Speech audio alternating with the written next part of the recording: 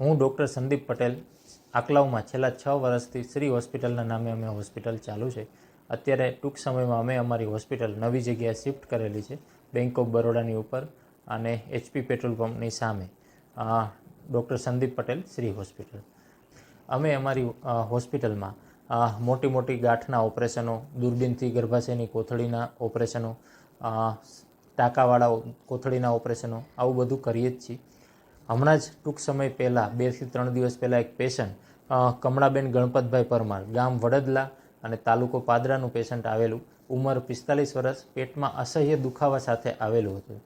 પેશન્ટની તપાસ કરતાં પેશન્ટને કેન્સરની ગાંઠ હોય એવું માલુમ પડતા પેશન્ટનો CT સ્કેનનો રિપોર્ટ કરાવતા પેશન્ટનું કેન્સરની ગાંઠ ઓપરેબલ હોય પેશન્ટને ઓપરેશન માટે સમજાવેલું.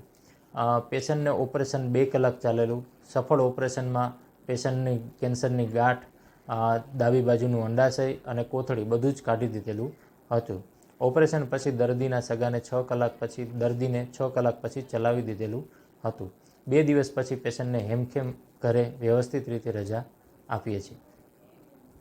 બાકીની માહિતી અમે તમને અમારા દર્દીના સગા આપશે. નામ ચૌહાણ ખુમાનસિંહ મણિભાઈ, રહેવાસી શેરખી, તાલુકો વડોદરા, જિલ્લો વડોદરા.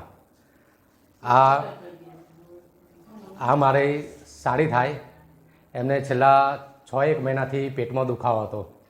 હવે મારા ઘરે મારા બેબીના મેરેજમાં એટલે દુખાવો વધારે ઉપડ્યો, એટલે અમે આટલા ડૉક્ટર સંદીપ પટેલની હોસ્પિટલમાં આવ્યા.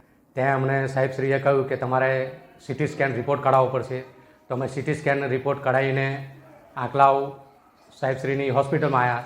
તો સંદીપ પટેલ સાહેબે કહ્યું કે ભાઈ એમની પેટમાં ગાંઠ છે અને એનું ઓપરેશન કરવું પડશે.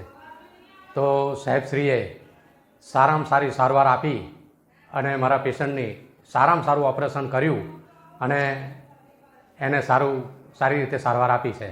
અને હું તો એવું જ કહેવા માગું છું કે કોઈ બી પેશન્ટને જો સારવાર લેવી હોય તો આંકલાવ સંદીપ પટેલ સાહેબશ્રીની હોસ્પિટલમાં આવો.